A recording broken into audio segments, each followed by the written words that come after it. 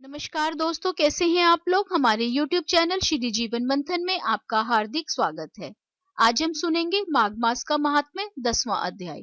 लेकिन दोस्तों, वीडियो शुरू करने से पहले मेरा आपसे अनुरोध है कि हमारे चैनल को सब्सक्राइब करना ना भूलें और बेल आइकन के बटन को दबाइए ताकि हमारे चैनल से संबंधित ताजा अपडेट्स आपको मिलती रहें।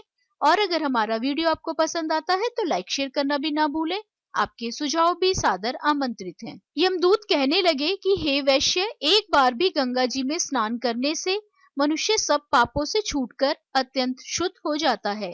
जो मनुष्य गंगा जी को दूसरे तीर्थों के समान समझता है वह अवश्य नरक में जाता है।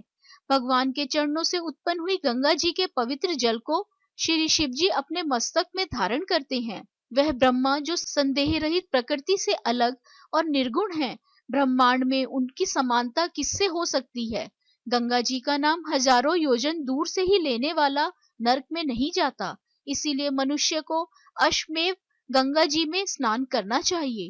हे वैश्य, जो ब्राह्मण दान लेने का अधिकारी होकर भी दान नहीं लेता वह आकाश के नक्षत्रों में चंद्रमा के समान है।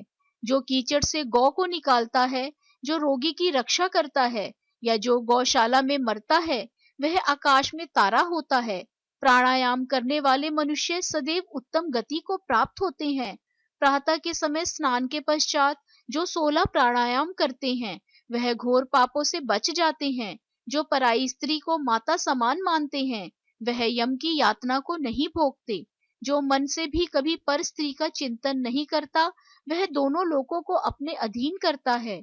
जो पराये धन को मिट्टी के समान समझता है वह स्वर्ग में जाता है। जिसने क्रोध को जीत लिया मानो उसने स्वर्ग को ही जीत लिया।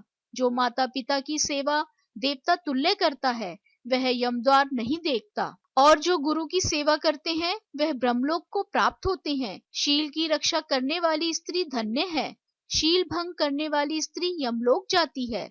जो वेदों और शास्त्रों को पढ़ते हैं या पुराण और संहिता पढ़ते और सुनते हैं तथा जो स्मृति का व्याख्यान और धर्मशास्त्र समझते हैं या जो वेदांत में लीन रहते हैं वह पाप रहित होकर ब्रह्मलोक को प्राप्त होते हैं। जो अज्ञानियों को वेद शास्त्र का ज्ञान देते हैं वे देवताओं से भी पूजित होते हैं। यमदूत ने कहा कि वैश्य श्रेष्ठ, यमराज ने हमको वही आज्ञा दे रखी है कि तुम किसी वैष्णव को मेरे पास मत लाओ। हे वैश्य, पापी लोगों को इस संसार रूपी नरक को पार करने के लिए भगवान की भक्ति के सिवाय दूसरा और कोई उपाय नहीं। भगवान की भक्ति ना करने वाले मनुष्य को चांडाल के समान समझना चाहिए। भगवान के भक्त अपने माता पिता दोनों के कुलों को तार देते हैं और उनको नरक में नहीं रहने देते। और जो मनुष्य वैष्णव का भोजन करते हैं वे भी भगवान की कृपा से श्रेष्ठ गति को प्राप्त होते हैं। बुद्धिमान को सदैव वैष्णव का अन्न खाना चाहिए। इससे बुद्धि पवित्र होकर मनुष्य पाप नहीं करता। गोविंदाय नमः।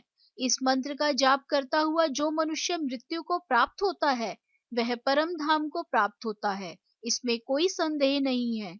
जो ओम नमः भगवते वासुदेवाय द्व्यक्षर मंत्र या ओम नमो नारायणाय अष्टाक्षर मंत्र का जाप करता है उसके ब्रह्म हत्या इत्यादि बड़े पाप नष्ट हो जाते हैं।